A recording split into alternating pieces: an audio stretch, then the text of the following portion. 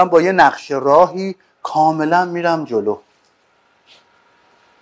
تازه تو همه اینا شانس درمانمو موفق میکنم. مگه همه مشکلات پزشکی الان درمان داره که شما انتظار داشته باشین همه مریضا خوب بشن؟ ایدئال اینه، ان شاءالله به اون سمت هممون برسیم. اما یه موقعی هر کاری میکنی بالاخره تا اینجا رو ما میدونیم. اصلا سواد فیزیوتراپی شاید اینقدره. مثل خیلی مشکلات دیگه ممکنه یه ذره نتونیم کنیم.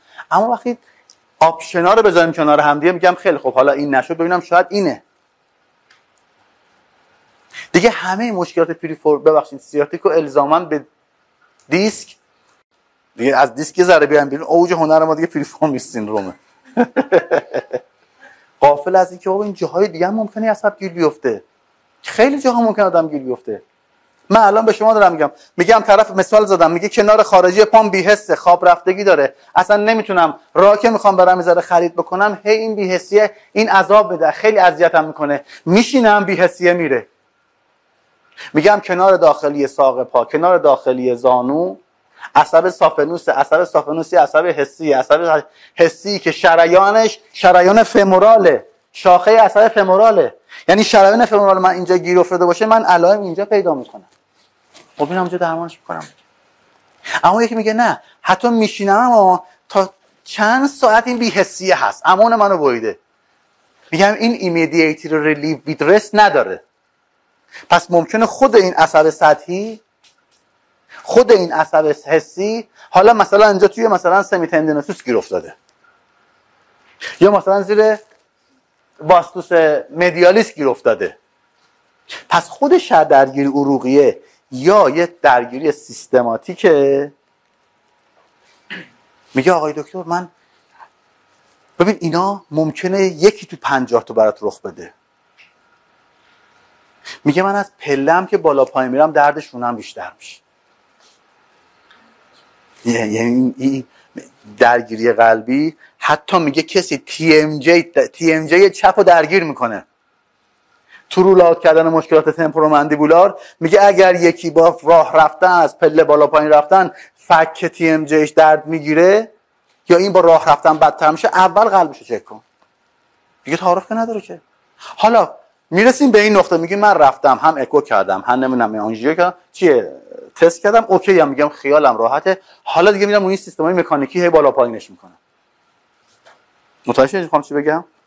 بله الان کاری که مثلا مریض شما انجام بده خیلی هم البته یه جاهایی چون خیلی حساسه و این تو سطح جامعه روتینه، معمولا همه آدمایی که علائم شبیه قلب پیدا میکنن قبلا خودشون میرن این کارو میکنن. یعنی همه آدما میدونن درد توی مثلا سینه، درد که میکشه تو اندام فوقانی چپ، دردی که میزنه دست چپ و شونه چپ با مثلا روی سینه هاشونه و یه ذره حالت تنگی نفس هم پیدا میکنن، سریع میرن یه مشکل خودش علاوه قلبی چکاپ میکنن. چون عموم جامعه میدونن که اتفاقا این خیلی خوبه ها. عموم جامعه میدونن که این با علائم قلبی همراهه. حالا میره طرف میگه نه شما مشکلی نداری. حالا میگه اگر که با انجام فعالیت شما با راه رفتن درد لگنت بیشتر میشه، تا میشینی میره. میگه اول ببین مشکل عروقی نداشته باشه، چون این وقتی راه میره فعالیت داره، شاید اصلا این ظرفیت قلبی ریویش دچار مشکل. دقت کردین؟ به ویژه خوب دقت بکنید. پس یه فاکتور دیگه که الان میاد با کنار این قضیه که همراه با چی باشه؟ آفرین، پریفرال ادما باشه. یعنی حالا من دردم با فعالیت بیشتر میشه،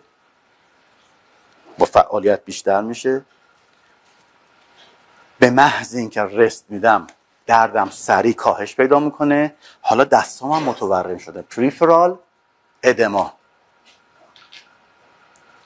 یا تنگی نفس هم گرفتم. چرا؟ دیگه نمیخوام وارد جزئیات، فقط به اندازه که بدونین هارت فیلر سمت راست یعنی بطن راست نتونه خوب خونو بفرسته، چیکار میکنه؟ برمیگرده دیگه، یعنی خونو یعنی در حقیقت برمیگرده به سمت دهلیز، این برمیگرده به سمت اندام ها. پس پریفرال ادما همراه با هارت فیلر سمت راسته، پولمونری ادما با هارت فیلر سمت چپ. پس یه آدمی اگر اومد کمر درد داشت، زانو درد داشت، مشکل شونه تو شونه میخوایم صحبت کنیم، این آدم همراه با ادم توی ادم حتی مختصر میگه حالت میکنم با تورم هم داره دستام، این شانس ما رو بیشتر میکنه که برو از لحاظ عروقی اون رو چک کن. دقت کردین متوجه شدین چیکار میگم؟ حالا از لحاظ کلی دچار مشکل بود، میره درمانهای مورد دکتر گفته خب این قرصو بخور برو بقیه کارتو انجام بده. خیلی اینا که توی تست قلب، توی تست ورزش دچار مشکل میشن برای اینکه این پتانسیل رو داشتن تا حالا بهش دقت نکرده بودن. این فکر کنه همه آدما مثلا اگه از اینجا تا میدون امام حسین برن به هن و هن میافتن، در حالی که اینطور نیست.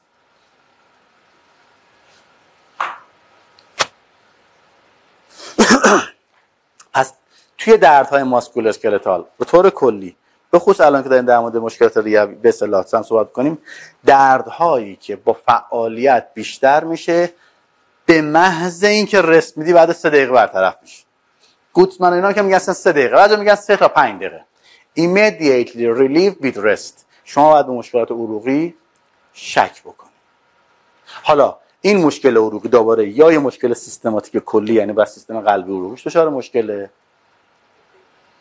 یا ممکنه که یه جایی یه شریان دچار آکلوژن شده باشه. بسیار بسیار بسیار بسیار زیاد محتمله که یه شریانی توسط یک عضله‌ای و یک بافت همبندی دچار مشکل شده باشه، یعنی دچار یه جای گیر افتاده باشه و بعد برای شما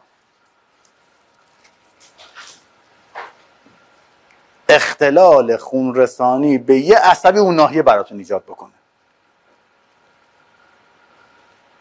دقت کردین؟ پس به خیلی از این انترپمنت های عصبی مفهومش اینه، به خیلی از این انترپمنت های عصبی باید چه کار بکنیم؟ به شریانش دقت بکنیم. دیگه ما الان داریم در مورد شونه صحبت میکنیم، دیگه واضحه.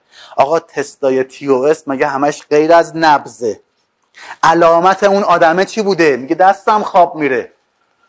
مریض که نمیتونه شما بگه مشکل عروقی دارم تو نبضشو بسنجی که. مریض اومده میگه من بی‌حسی دارم در این حرکت. میگه شما ببینم این بی‌حسیه مال TOSشه مگه غیر از اینه؟ هیچ که همینه دیگه، یا نه مال گردنشه. پس میگی این شبکه براکیال اگر اینجا این شریان درگیر بشود اینجا، این علامت رو برای من ایجاد میکنه. میگی حالا اگه این تست با این علامت بدتر شد، مال مثلا عضله که روتاتور گردنه، مگه یاد نیست هالستد مانور، اگه با این حرکت انجام شد یعنی عضلات با انقباض این سمت همراهه. میگه اگه با هیچ کدوم اینا همراه نشد، همینجوری من دستا کشیدم عقب درگیر شد، یعنی اصلا به اینجا مرتبط نیست، مال پکتورالیس مینور منه، علامه TOS دیگه. اما همه اینا داری نبض رو چک میکنی. من همیشه اینا رو بچه‌ها میگم، خیلی بعد خودشون هم میگن ای بابا راست میگم، مثلا سال هاست میگم اون آدمه که تو بر مبنای نبض رادیالش تصمیم گیری درمانی کردی، با چه مشخصه که شما اومده گفتی من دستم بی‌حسه، دستم خواب میره، غیر از اینه؟ اما شما داری چه تفسیری میکنی؟ تفسیر عروقی داری میکنی. چرا؟ پس اینو ما قبول داریم که این آکلوژن های لوکال عروق تو نقاط مختلف حالا میتونه یه عصبی رو درگیر بکنه، میتونه یه عضله رو درگیر بکنه. این بی‌حسی، خواب رفتگی، گزگز که میگن خواب پام خواب رفته، دستم خواب رفته، عملا ما خودمون موقتا شریان رو براش بستیم دیگه، والا مثلا روش بد خوابیدیم، روش زیاد نشستیم. این پس تو ذهنتون باشه. سوال داشتین شما؟ اوکی، همون تو خیلی این چیزا من. پس ما باید دنبال این قضیه بگردیم و سعی بکنیم که همه اینا رو تو ذهنمون با همدیگه رول اوت بکنیم. دردهای شبانه، خوب دقت بکنیم. دردهای شبانه، نایت پین، دردهای شبانه‌ای که بیمار رو از خواب بیدار میکنه. این میخواد مال زانو درد باشه، میخواد مال کمر درد باشه، میخواد مال درد شونه باشه، میخواد بسیار زیاد احتمالاً درگیری‌های سیستمیک با درگیری‌های سیستمیک همراهه. یعنی ما میگیم این یه واکنش سیستمیک احتمالاً میتونه این علامت ایجاد بکنه. میتونه درد عضلانی هم یه در موقعی شب براش علامت ایجاد بکنه، اما دردهای سیستمیک هم یکی از تظاهراتش نایت پینه. یه بارم تو جلسه همین قبل استراحت گفتم حالا اگر این نایت پین، اینجا نوشتم، اگر این نایت پین دائمی باشه که معمولا خیلی هاشون عنوان میکنن درد دائم توی شب باشه که از خواب بیدارش بکنه یا خوب نتونه فرد بخوابه، اگر همراه با کاهش وزن باشه، خیلی یعنی این یه دفعه تصاعدی شانس خطر رو میبره بالا. اینا رد فلکه، یعنی شما تا تکلیفش رو قبلش مشخص نکنی نباید کار دیگه ای براش انجام بدی. اگر همراه با دردهای شبانه که همراه با کاهش وزن همراه بشه، یه الارم بزرگی برای کنار شما میاره جلو. اینو باید بذاریش کنار. اول از همه باید تکلیف موارد دیگه رو روشن کنی. چرا؟ چون اون درد شبانه خودش میتونه ناشی از درگیری مشکلات سیستمیک هم باشه. حالا اگر درد شبانه همراه با همین که الان خدمتتون گفتم ویت لاس باشه، اولین چیزی که میاد، خطری که میاد اینه که یا یه زائده فضاگیر تومور یا کارسینوما. اصولا آره بدخیمی کلا. آره حالا مدل‌های مختلفش، یکی ملنگ و میلونوماس نمیدونم، اونو دیگه اصلا من و شما وارد ورودش نمیشه، اون باید بره دکتر اینو مشخص کنه. حالا اگر دردهای شبانه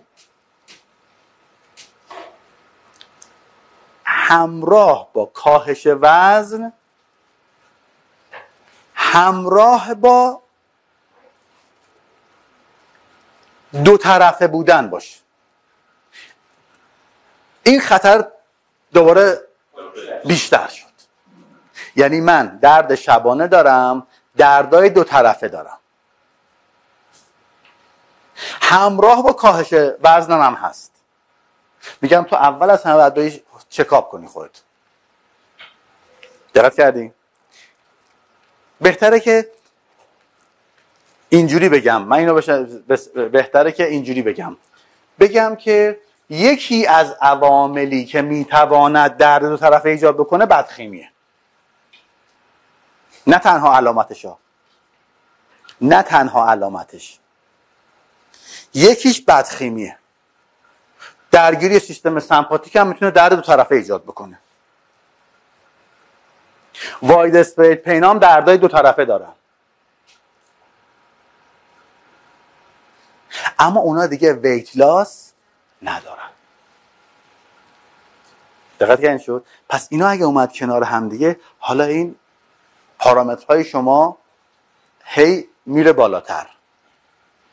حالا اگر من دردهای دو طرفه، دردهای شبانه، ویت لاس، اگر تو سیستم پایینی باشه، ببخشید خونریزی های گوارشی، تو اندامهای فوقانی، به اصطلاح تو قسمت پولمونری خلط خونی داشته باشم، همه اینا یه ضریب میخوره دوباره رد فلگ بیشتری میشه. پس درد شبانه با هر کدوم از اینا شد برای من یه رد فلگه. رد فلگ در کنار اصلی ترینش اینه که با ویت لاس همراه باشه. یعنی اگه یه آدمی اومد درد شبانه داره، دو تا شونش هم با هم دیگه درگیره، میگم خب این یه ذره خطرناک. میگه نه هیچ کاهش وزنی تا حالا نداشت. نه وزنم خیلی خوبه. میگم خیلی خوب. یکی از این رد فلگ‌های اصلی رفت کنار. خونریزیم نه. من نگاه کن ببین دوستان، من تو کلاس قبلی هم گفتم اینجا شما شاید دیگه لازمه از این وقت این مدلی نگاه میکنین لازمه تو صحبتاتون هنرمندانه خودتون یه سری اطلاعاتو بگیرید. الان دیگه یه آدمی که مثلا یه مدتیه همیشه مدفوعش تیره است، این یه نشونه خطره، چون خونریزی تو سیستم بالای گوارشش داره. حالا اگه پین ات نایت پین همراه با کاهش وزن با این علامت باشه، که اصلا ممکنه مشکل در حقیقت مثلا توی روده کوچیکش تو قسمت بالایش به وجود اومده، داره برای من یه تظاهرات ایجاد میکنه. اما اگر که نه، من درد گوارشی هم دارم اما دیگه ببخشید رنگ خیلی تیره نیست، دائم کانستنتلی تیرگی نداره، اینا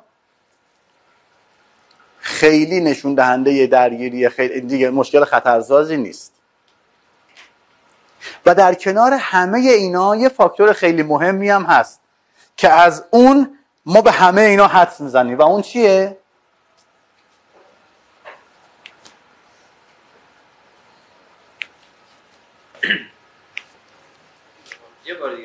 در کنار همه اینا، یعنی اگر اون گزارش، من عمدن گفتم آخر، اون گزارش تو ذهن من باشه میگم حالاش دائم شبم دائم درد داری، درد دو طرفه است، کاهش وزن که نداشتی، مثلا سرفه اینا داری، مثلا خلط اینا بیرون که مثلا خلط خونی که وقت نداشتی، چون این خلط اگه زیاد داشته باشه این ممکنه پولموری ادما باشه ها.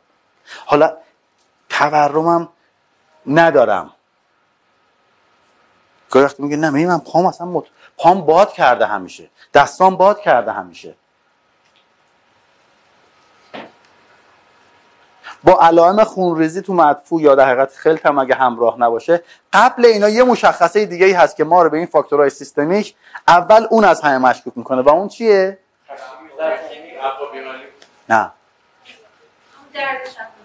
نه درد شبانه یکی از تظاهرات دومیشه. وابسته به حرکت نبود. آفرین.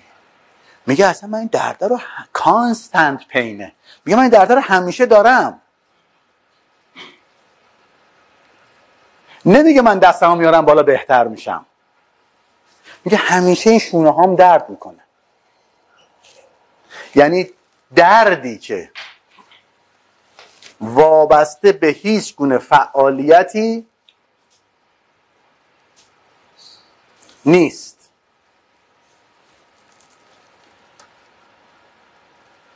دقت کردین شو؟ یعنی من کمردردم چه با فلکشن، چه با اکستنشن، چه با ساید بند، چه با نشستن، چه با بلند شدن، چه دم بخوابم، همیشه این درد رو دارم. دقت کردین شو؟ شونه درد رو من همیشه دارم. اما گاهی وقتا شما دیدی برخلاف اون چیزی که تو ذهنت میاد، گاهی وقتا یه مریض میگه که یه مریض داشته امروز عجیب و غریب بود، مردم هم عجیب و غریب شده کارشونا. مریض دردش شونه راستش درد میکرد، میگفت من رو دست راستم میخوام بهتر میشم، در حالی که انتظار شما اینه که همیشه آدما میگن رو اون دست میخوابیم بهتریم دیگه، یعنی دوست دارن رو اون دستی که درد میکنه نخوابن. اما الان به شما برام میریم جلو میگیم بله یه آدمایی هستن که دوست دارن رو دستی که درد میکنه بخوابن. میگه من رو میخوام راحت ترم. شما تا حالا داشتین همچین موردی رو داشتین؟ چی؟ آره.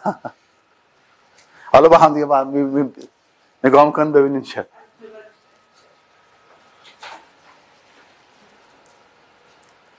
یه پس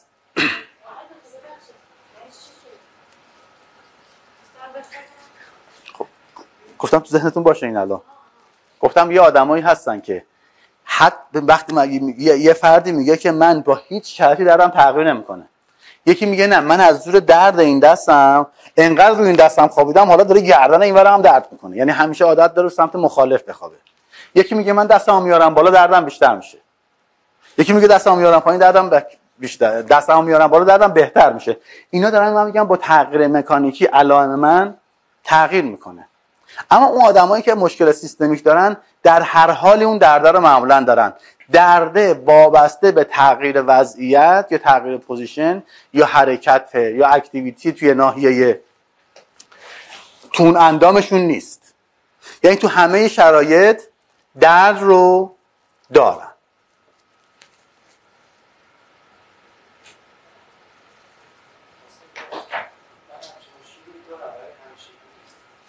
که رو دستتو میخوابی؟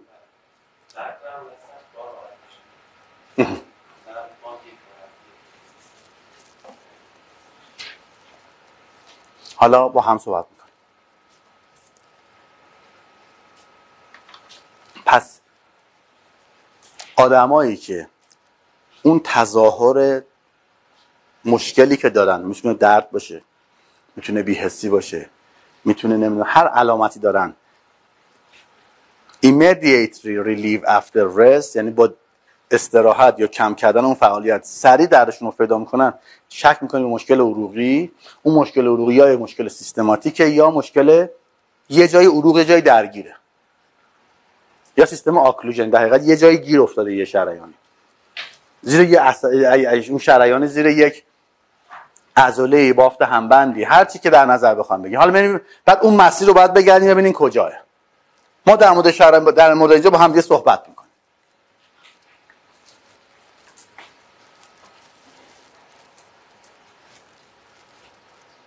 دردهای دو طرفه همونجوری که گفتم یه زنگ خطره، اما زنگ خطر رد فلگ نیست، یه نشانه است. اگر این همراه شد با دردهای شبانه و کاهش وزن، اون موقع میشه یه رد فلگ خیلی مهم، چون دردهای دو طرفه میتونه ناشی از درگیری‌های ناشی از تومور باشه، میتونه ناشی از درگیری‌های دیگه هم باشه، میتونه ناشی از درگیری سیستم سمپاتیک بدن باشه. دقت کردین؟ اما به تنهایی دو طرفه بودن عاملی برای به اصطلاح لیبل برای تومور نیست. اینا هیچ گونهش به این معنی نیست که وقتی میره تست میکنه مثبت بشه ما مشکوک میشیم بهش، میگیم این رد فلکه، برو از این جنبه خیالمون رو راحت کن. حالا اصلا اگه یه آدمی اومد درد یه طرفی داره که دیگه چه بهتر، اصلا دیگه شانسمون خیلی میاد پایین‌تر. دقت کردین؟ اگر این درد شبانه همراه با درد سیستم واسکولار باشه و با ادم هم همراه باشه، شانس شک شما باید بیشتر به سیستم عروقی بره، چون ممکنه که این درگیری عروقی درگیری سیستم کاردیوواسکولاری که برای شما پریفرال ادمام ایجاد کرد.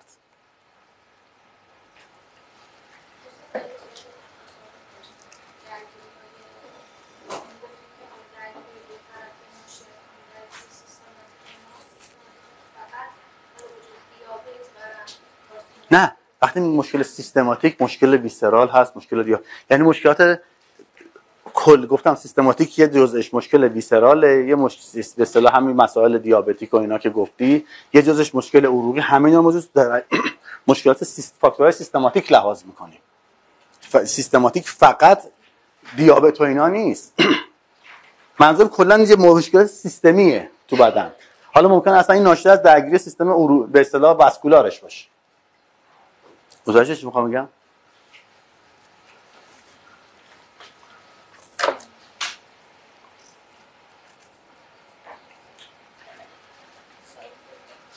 میگه آیا دردهای شانه میشه ناشی از فاکتورهای سیستمی یا فاکتورهای ویسرال باشه یا خیر؟ پس حالا فهمیدی که میتونه باشه.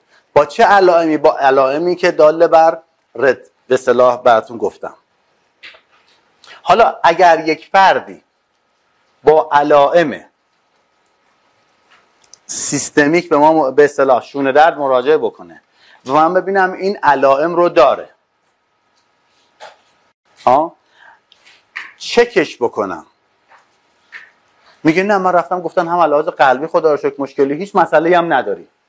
حالا من میتونم رو فاکتورهای ویسرال و سیستم‌های عروقی به عنوان یک کسی که با تغییرات مکانیکال میتونه اون آکلوژن رو برطرف کنه کار کنم. حالا شما می رو عضله پکتورالیس ماینور کار میکنی برای اینکه فشار رو رو شریانی که مثلا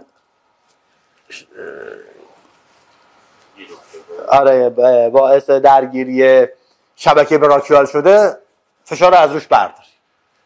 حالا یا با دستات کار میکنی، یا نیدل میزنی، یا نمیدونم یه حرکتی انجام میدی، یا اسکمیک پرشر کار میکنی، هر جوری میگی حالا من این پکتورالیس ماینور به عنوان عامل مکانیکی میتونه برای من اون درد رو تولید بکنه. پس ما زمانی میگیم تو حوزه فاکتورهای سیستمیک یا ویسرال یا واسکولار وارد عمل نمیشیم که بعد از رد فلگ ها ثابت بشه مریض مشکل لحاظ مشکل جدی سیستماتیک داره. دیگه اصلا اونجا کار شما نیست. آقا این مریض مشکل عروق، اون اول درمانای دیگه‌ش انجام بدید. کنار اون بله میتونی حالا بعداً اگه تحت کنترل شد بیای کارهای درمانای روتینش هم انجام بدید. دقت کردین چی میخوام بگم؟ حالا فاکتورهایی که میتونن برای شما درد تولید بکنن، دردای شانه تولید بکنن از جزء فاکتورهای سیستمیک، یکی دیافراگمه. این تو این تصویر فکر کنم تو این هست دیگه این تصویرات. یکی دیافراگمه، یکی کبده که میتونه دیافراگم هر سمت میتونه درد همون سمت رو تولید بکنه. یعنی من اگه درد شانه راست دارم و این درد من با هیچ تغییر وضعیتی تو اندام فوقانیم از بین نمیره. ها؟ درد شبانم یه ذره دارم اما ویت لاس ندارم، خونریزی ندارم، تنگی نفس ندارم، ادم ندارم. میگم درسته فاکتورهای این درد با سیستم ویسرا با مشکل فاکتورهای سیستمی که من همراهه، اما نه فاکتورهای سیستمی که خطرناک رد فلگ باشه. حالا ممکنه دیافراگم من اینجا گیر افتاده باشه، من اینجا میتونم کار انجام بدم. اصلا کار ویسرال مانیپولیشن همینه. شما زمانی وارد درمانهای ویسرال میشی که رد فلگ ها رو نداشته باشه. آفرین. دقت کردید شد؟ حالا شانه دیافراگم هر سمت میتواند درد متناظر تو شونه همون سمت ایجاد بکنه.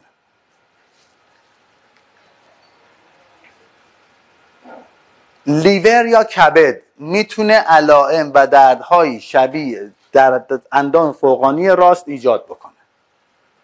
گال بلادر میتونه درد توی ناحیه شانه راست ایجاد بکنه. قلب میتونه درد تو ناحیه چپ ایجاد بکنه. پانکراس و طحال میتونن علائم و دردهای تو ناحیه چپ تولید بکنن. یعنی من اگر که یه دردی دارم توی ناحیه سمت چپ که حالا با هیچ تغییر مکانیکی تغییر نمیکنه، درد شبانم یه مقداری داره اما ویت لاس نداره، تورم نداره، نمیدونم دردش دو طرفه نیست، میگم خیلی خوب ممکنه که این درد مشکل صرفاً عضلانی نباشه، ممکنه به خاطر گیر افتادن دیافراگم تو سمت چپ باشه، ممکنه است به خاطر دئودنوم باشه.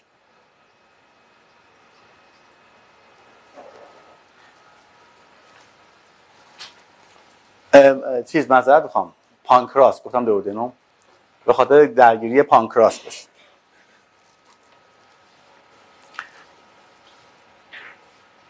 پس برای اینکه من حالا ببینم چه الگویی از دردها و مشکلات ویسرالم همراهه، من تقریبا تصاویر الگوهایی که میتونه دردهای سیستم احشایی و ویسرال و پولمونری برای شما ایجاد بکنه تصاویرشو گذاشتم اینجا. مثلا نگاه کنین این الان درد رو نگاه کنین، خیلی شبیه درد اطراف عضله آپر تراپز و درگیری عضله سوپرا اسپیناتوس، اما ممکنه به خاطر درگیری مثلا معده باشه تو سمت چپ. این درد دقیقاً یه دردی معادل همین توی سمت چپ. نگاه کنین اینجا رو، این میتونه ناشی از درگیری علائم پانکراس باشه، نه پانکراس که مشکل داره ها، پانکراس که رفته چک کرده رد فلگ ها رو نداره. یا بهتره بگم به این معنی شک کردیم، میگیم برو اول ببین علاوه ویسرال تو مشکلی داری یا نداری. درد قلبو که شما دیگه از همه بهتر از من میشناسین، اینا همه میتونه علائم توی ناحیه ایجاد بکنه و این تصویر رو اگر ما با هم نگاهی بکنیم یه شمایی از کلی به شما میده که عوامل، مثلا یا کنید الان پانکراس میتونه درد توی این ناحیه ایجاد بکنه. حالا اگر یک فردی هم دردی روی علائم آپر تراپز سمت راستش داشت، هم ناحیه اپیگاستریومش، نگاه کنیم اینجا، همزمان هر دو نقطه تو پالپیشن درد داشت، این احتمالاً این دو تا درد با هم دیگه مرتبط، چون این دو تا منطقه درگیری پانکراس. اگر یک فردی درگیری توی شانه سمت راستش داشت و این با درد زیر دنده سمت راست که نقل محل قرارگیری دقیقا زیر دیافراگم سمت راست زیر دندش دردناک بود، این یعنی که احتمالاً با درگیری لیور یا کبد همراه. دقت کردین؟ این کیه؟ دوباره برام چند بار تکرار میکنم، اون آدم است که دردش از لحاظ مکانیکال تغییری نمیکنه. آدمی که میگه من دستمو میارم بالا درد میگیره، این کارو میکنم درد میکنه، اصلا به اینا این اصلا مشکلش مکانیکال نیست، مشکلش غیر مکانیکیه، مشکلش فیزیکاله. پس ما برای رول کردن هر کدوم از اندام ها به اصطلاح سیستم های ویسرال اول باید الگوی دردش رو بشناسیم، بعد از اون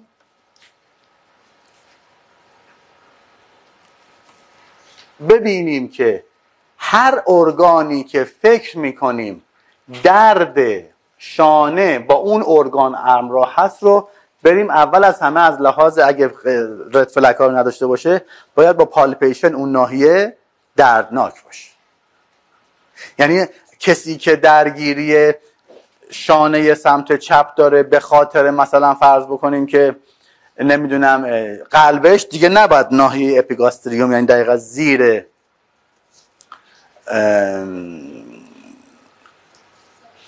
زایفویدش این ناحیه تندر باشه. اگر هم تندرنس اینجا داره هم درد تو این ناحیه داره که این درد با تغییر وضعیت دست تغییر نمیکنه، باید به این مشکل مشکوک بشیم، باید بره لحاظ پانکراس خودش رو چک بکنه. حالا شما ممکنه هی داری به این آدم نیدل میزنی، اصلا مشکلش مکانیکی نیست، اما این آدم میگه من دستم میارم عقب درد میگیرم، میگم این مشکل مکانیکیه. این الگوها رو ما باید نسبتاً در نظر بگیریم. این قسمت آخر نوشتم direct pressure on the affected visceral organ can increase shoulder pain. دقیقاً رو اون نقطه با پالپیشن اون نقطه باید بله درد براش ریپرودیوس بشه. حالا در درد اینا رو پس در سمت راست یه نکته دقت بکنیم. سمت راست به چه عواملی ممکنه مرتبط باشه؟ گفتیم با ریه، با دیافراگم، با لیور و گال بلادر. اگر از وسط کلاویکل خوب دقت بکنیم، اگر از وسط کلاویکل به ناف یه خطی من بکشم، از وسط کلاویکل به ناف یه خطی بکشم، این ناف من، اینم وسط کلاویکل من، این خط با بوردر کاستال انگل که میشه این دوتا دنده اینجاست دیگه، با بوردر کاستال انگل من یعنی اون زاویه دنده‌ای من یه تقاطعی داره. دقت کردین؟ اینو بهش میگن چی؟ بهش میگن مورفی پوینت. اگر من دست اینجا دقیقا نگاه کن سمت راست، پس از این به این دستمو میذارم توی این ناحیه، دستمو میذارم دقیقا زیر دنده توی این ناحیه، همین دستمو نگه میدارم. اینجا در حقیقت محل قرارگیری چیه؟ اون که سمت چپ بودا. پس همه آفرین گال بلادر ماست. میگه اگر خوب دقت بکنین آدمی اومد با درد شونه راست که این درد با حرکت تغییری نمیکنه، وابسته به حرکت نیست، وابسته به وضعیت شانه نیست، در اکستنشن، فلکشن، ابداکشن، اداکشن، اکسترنال روتیشن، بالا آوردن، پایین آوردن، خوابیده، نخوابیده، در هر شرایطی درد داره و این تستش مثبت شد. تست چیه؟ بهش میگن مورفی ساین. دستمون رو میذاریم روی این ناحیه، از فرد میخوایم دم عمیق بکشه. من دستمو گشتم زیر دنده، وقتی دم عمیق میکشن شما میکنه دیافراگم میاره به سمت پایین اینا رو.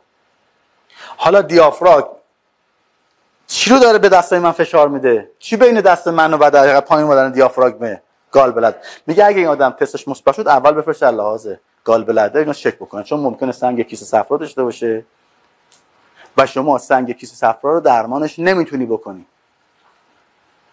حالا اگر یکی این نقطه خوب دقت بکنی، میخوام درد تو شونه سمت راست داشت که با تغییر وضعیت تغییری نمیکرد، این نقطه هم مثبت بود، رفت چک کرد، مشکلی تو گال بلدر نداشت، نه سنگ داشت، گفت آقا از نظر من اوکیه، درمانش میشه بیسرال مانیپولیشن برای گال بلدر. بله برای گال بلدر دیگه اون موقع کار من میشه. اما آدمی که سنگ داره کار شما نیست. یه ذره حرکت بکنی شما حق نداری سنگو بیاری تو کامن بایل داکتا. متوجه این چی شد؟ پس ما سمت راستی ها فاکتورهایی که رد فلگ های سیستم، فاکتور عناصر مواردی که رد فلگ های سیستم فاکتورهای سیستماتیک رو با هم مرور کردیم. اگر هر کدوم از اونا داشت که اول مریض رو بفرستیم چکات بکنه ها، الکی مریض اذیت نکنیم. من به شما میگم مثلا از هر 100 تا ممکنه 5 تاش باشه، نگران نه، اما اون 5 تا مهمن. بقیه‌اش که دیگه عمده اینا مشکلاتشون مکانیکاله. ما اول میگیم اینا رو رولات بکنیم. توی ناحیه سمت راست دردهای علائمی که میتونن درد سمت راست تولید بکنن شد یکی ریه تو سمت راست جدای از فاکتورهای عضلات دیگه، یکی گال بلادر، لیور و دیافراگم سمت راست. تمام. حالا اگر من هم یه درد دارم اینجا هم یه نقطه تندری دارم اینجا که خیلی دردناکه، اگر اون رد فلگ های خطرناک دارم حتما میپرسم شو یادم چک کنه. اگر اونا با رد فلگ ها همراه نباشه بله شروع میکنم آروم آروم اصلا دیافراگمش اینجا ریلیز میکنم. چرا؟ پلور ریه شما اکسپنشن ریه رو زیاد و کم بکنید. چرا اتفاقا؟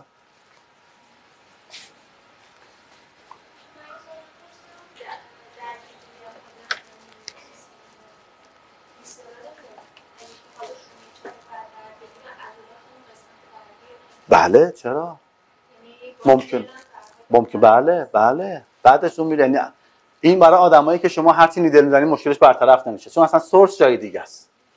یا درمان براش کامل یا اصلا درمان نمیشه، یا درمان میشه هی مدام برمیگرده. اتفاقا این سوال خیلی خوبیه. سوالش اینه که اگر من یک درگیری توی سیستم ویسرال داشته باشم این میتونه عضلات اون ناحیه رو درگیر بکنه؟ میگم بله. دقیقا میتونه این کارو بکنه. الان اون چیزی که شما گفتین اون ناحیه یعنی بله. کیوه یا نه؟ حالا این تمام اون چیزی که شما گفتین الان من کامل توی اینجا نوشتم. فقط ما میخوایم مرحله بریم. نمیخوام زمانم دیگه بیشتر از این از دست، یعنی دیگه کافیه تو اندازه همین اندازه که اومدیم. به طور کلی ببینین یکی از مکانیزم هایی که باعث میشه به این فکر برن که چرا ارگانهای داخلی یا ویسرال ما برای درمان های ماسکول توی ایجاد دردهای ماسکول اسکلتال برای ما مهمن، چند تا تئوری مهم و کانسپت خیلی خیلی مهم داره. اولیش عصبدهی مشترک. میگه لیور از چی عصب میگیره؟ آفرین. فرنیک چیه؟ C3 تا C5. ها؟ آکسیلاری از کجا عصب بگیره؟ اونم C3 تا C5. اونم C5 مگه نیست؟ C3 از C5. میگه این که دردهای دیافراگم با دردهای نزدیک منطقه عصب آکسیلاری چی رو عصب میده؟ دلتوئیدو. میگه برای اینی که اینا یه عصبدهیای مشترکی دارن. حالا این تو سیستم ویسراله، اون تو سیستم ماسکولاره. بنابراین اگر من از یک سمت توی این سیستم دچار مشکل ایجاد بشم، میتونم تظاهرش توی اون متناظر این که در حقیقت یه عصبدهی مشترک دارم ببینم. یه کانسپت خیلی مهمیه. میگه بنابراین درگیری لیور به خاطر اینکه از فرنیک عصب میگیره، فرنیک C3 تا C5، آکسیلاری هم همونجاست، میتونه علائمی در شبیه منطقه درگیری آکسیلاری بگیره. آکسیلاری حسش تو قسمت فوقانی دلتوئیده، درسته؟ رو بازو. حرکتش هم که خود دلتوئیده. بنابراین میگه درگیری‌های این ناحیه میتونه با درگیری‌های عصب توی این ناحیه همراه باشه، با لباتور اسکاپولا، با نمیدونم اون اینا. لباتور اسکاپولا و رومبوید از کجا عصب دیگه؟ اونام از C5 دیگه. فقط اینا همراه هم. بله. فقط این دست عصبا همراه. بله. حالا از یه سمت شما میتونید تحریک کنید. یعنی از سمت سنسوریش میتونید عصب هم جزء سنسوری داره، هم جزء اتونوم داره، هم جزء موتور داره. یعنی اون کامپرشن روی عصب میتونه بالعکس هم هست. یه کامپرشن نابجا روی اون احشا یه سنسی گزارش میده، میگه این الان لیور من تحت فشاره. اون میره C5 اون ناحیه هم درگیر میکنه. چون سوال کرد خانومت، من اینجا برات گذاشتم. یک مکانیسم خیلی خیلی خیلی مهمتر،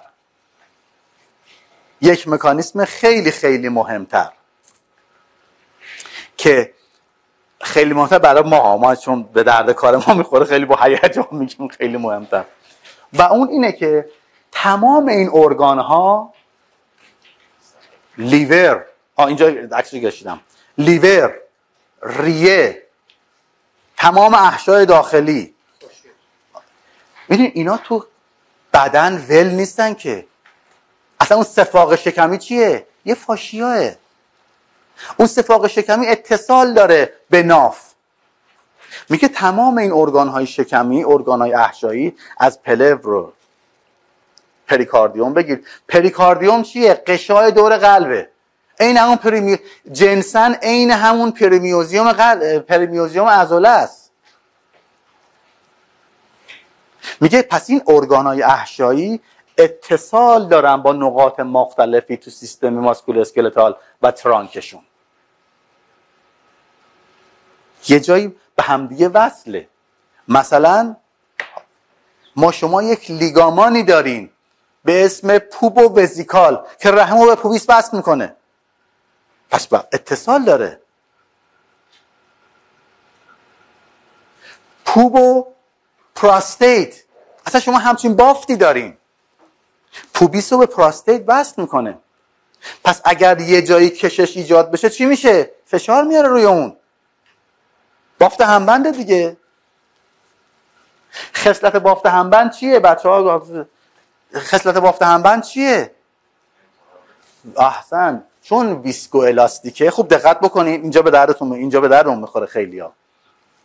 به ما میخوایم دیگه صرفاً هدف از اول تا آخر این جلسه، این 2 روز چند روز، اینه که صرفاً شونه درد و گردن درد و هر چیز، حالا ما داریم یه درد لوکال موضعی که ببخشید برای همشون هم یه درمان انجام بدیم نبینیم. اصلا دیگه مدت هاست از این فضا رد شدیم. همه شما که اینجا نشستین 100% از این فضا رد شدین که برای همه تنس و هات بک و یو اس و نمیدونم دائم برای همه کاری بکنیم. اگه بود که اینجا نمیشستین که. به جایی رسیدیم که دیگه این یه چیز بیسیک به ما خوبه تا یه جاهایی، اما خب من که همه قرار نیست برای همه آدما تنس بذارم که. اصلا چرا رفتم دوران نیدلینگ یاد گرفتم؟ چون فکر میکنم یه عضله عامل این مشکله. حالا میگیم همه دردا اون عضله هم نیست. بله باش. آماده است؟ کی بیان؟ 1 10 دقیقه به 1 و 5 دقیقه به 1. 5 دقیقه دیگه باش. خب خوب دقت بکنین. میخوایم حالا یه چیزی برای این نگاه بکنیم. میدونی؟ میخوایم بگیم حالا علاوه بر سراستخوان هومروس، علاوه بر عضله دلتوئید، علاوه بر عضله روتیتور کاف، علاوه بر پکتورالا، علاوه بر درای نیدلینگ، علاوه بر لیزر، علاوه بر درگیری اینجا، من یه موقعی میبینم شونه درد این آدم هیچ رقم اینجا تغییر نمیکنه. اینجا مهمه ها. به اینم دقت بکن. این میشه تشخیص افتراقی. حالا اگه اینجا دردناکه، طرف خونریزی هم داره، بفرستش پیش متخصص گوارش ها. خونریزی هم داره، درد شبانه دائم هم داره، بعضش هم داره کم میشه، اصلا شاید کبدش درگیره به خاطر اینکه مشکل خطرناکی داره. اما کبد زیر دیافراگم و کبد دردناکه، مورفی پوینت دردناکه، اما بقیه رد فلک ها رو نداره. اصلا ممکنه لوکال اینجا گیر افتاده باشه. اصلا ممکنه دیافراگم من اینجا گیر افتاده باشه، درد تولید میکنه. کجا درد تولید میکنه؟ تو شونه. چرا؟ مکانیسم دوم اینه که حالا این ارگانای ما توسط یک بافت همبندی که دور این ارگانای ما هست، تو قلب میشه پریکاردیوم، عین همون پریمیوزیوم که از جنس بافت همبنده، از جنس قشاه. حالا من اگه خواستین تصاویرشو دارم بهتون نشون میدم. دور کبد یه چیزیه عین پریمیوزیوم عضله که تو اونجا بهش میگی مایوفاشیال پین سیندروم، اینجا همین لیور فاشیال سیندرومه. و جالبه اون قشاه حالا به دیافراگم وصله، به ناف وصله، به کنارهای ستون فقرات وصله، چون قشاه دیگه. حالا اون قشاه چه خصلتی داره؟ ویسکو الاستیکه. خوب دقت بکنید، میخوام همه چه ظرف MP4 توی جمله بهتون فقط بگم. این خودش دنیایی داره ها. هر بافتی که ویسکو الاستیکه خانم چه مشخصاتی پیدا میکنه خانم؟ الزاما ارتجاعی اون الاستیکه. هر بافت ویسکو الاستیکی چه مشخصه‌ای داره؟ آفرین، خصلت انتقال نیرو داره، خصلت انتقال لود داره. حالا لیور من اگه درگیر بشه لود میندازه رو چی؟ رو ریه. ریه رو از اینجا گیر میندازه. تصویر رو نگاه کنین. خوب تصویر نگاه کنین. این تصویر رو. قرمزه چیه؟ این فاشیای کلابی پکتراله، بهش میگن سیپسون فاشیا. قشای در قلب ناحیه است. قرمزه چیه؟ این که شما خانم چیز اشاره کرد. پس من یه نگاه همینه که لیور با اسکالن عصب دهی مشترک داره. این یکی. یه سه مهمتر، قرمزه الان عضله اسکالنه. قرمزه الان اسکالنه. زرده چیه؟ زرده ریاس، پلورال دومه. این چیه؟ دنده اوله. ها؟ میگه شما از پلورال دوم روی ریه یه بافت همبندی دارین تحت عنوان ساسپنسوری لیگامنت آف د لانگ. خوب دقت بکنین و بعد هر چی خواستین بنویسید. تصویرش اونجا هست. این جنس این ساسپنسوری لیگامنت آف د لانگ، دوستانی که از کاشان اومدن، جنسش چیه؟ بافت همبنده، لیگام قشاه. پس همه این حرفایی که الان زدیم رو داره. حالا میگه اگر که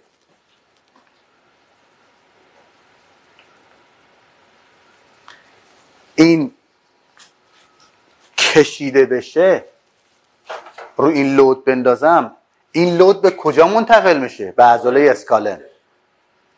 این چیه؟ ریه است. ریه اون سرش کجاست؟ زیر دنده ها.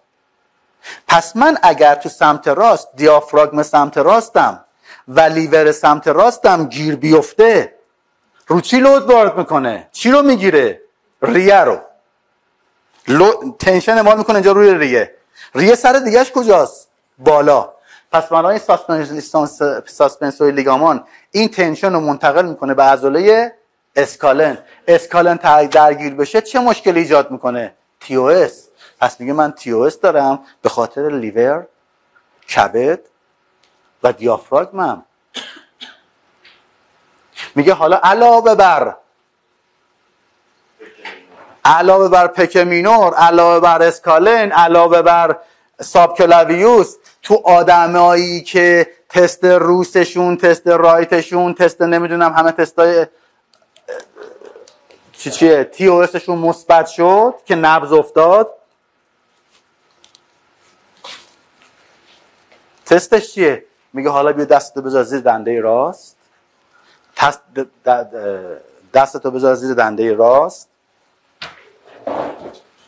بیا اینجا چون فیلم برداری میکنم میخوام آره بیا آره دست همینجوری که این تست رو انجام میدی میبینی نبض افتاد ها. میگه الان دستو میذارم زیر دنده راست، قبلش آماده میکنم ها. حالا با دستام آرام یک پلورال لیفت یا یک لیور لیفت، نگاه کن دستم برم زیر دنده آروم میارم بالا. خود آقای شهیدی این کارو چند تا بیمار رو سمنان انجام میداد. میگه اولش فکر کردم اینا فقط تئوریکه، بعد دیدم نه واقعا رخ داد. میبینم نبض دوره برگشت. میگم پس این نبض افتادنش با اینجا ارتباط داشته. بر نگشت یعنی ربطی به این نداره. این که پسر خاله ایمانش که حالا بخوام همه ربط بدیم به این چه. پس نگاه کن میگم الان یه مشکل ویسرال داره برای من تظاهر درد تو اندام فوقانی شبیه تی او اس میتونه ایجاد بکنه. همه آدمای مشکل دارن؟ نه. بگه پس من یه مودیفاید آتسون رایت تست دارم according to barrel. میگه حالا از این بعد به اینا فکر کن که این دیافراگم سمت راستم ممکنه یا لیور تو سمت راستم ممکنه علائم تی او اس بده. فکر کن دیافراگم تو سمت چپ یا معده تو سمت چپ میتواند یا پانکراس تو سمت چپ، هر سه حالا میتونه درد سمت چپ بده. میگه حالا علاوه بر قلب و عضلات و مفصل و همه این تا که ما خوندیم اینا هم میتونه علامت ایجاد بکنه. این توجیه پذیرتره برای کسایی که خیلی با حسابه. یعنی شما اگه اینو برای بیومکانیست توضیح بدی میگه اگه همچین بافتی هست.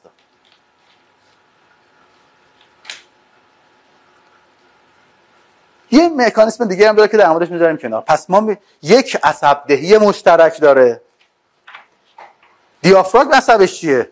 مثلا فرنیک. پس میگه شما همیشه دیافراگم رو به عنوان یک جزئی که میتونه برای توی ناحیه درد ایجاد بکنه در نظر بگیر. من تصاویرش اینجا براتون کامل گذاشتم. من اینجا نوشتم دیگه کامل براتونم اینا رو فکر کنم تصاویر هست دیگه اینجا.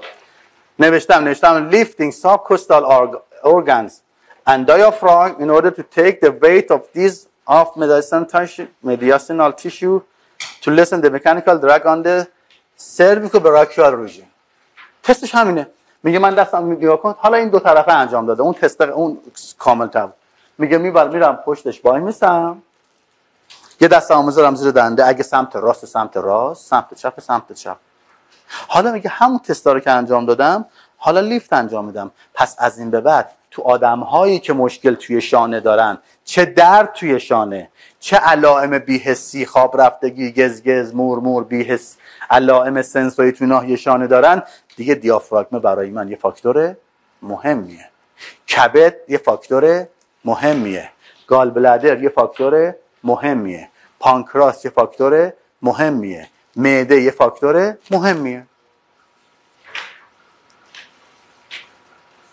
حالا اگر این با اون رد فلک ها همراه بود مهمه اما کار تو نیست. بفرست از این آدم ها چک کنه. میگه آقای دکتر رفتم گفت یه سنگ بر بیا آندوسکوپی. گفتم ببین دیگه من نباید به تو دست میزدم که، اما رفته گفته من مشکلی ندارم. میگیم خیلی خوب حالا بیا من شروع میکنم درمان کردن. اون خودش فیلد دیگه ایه.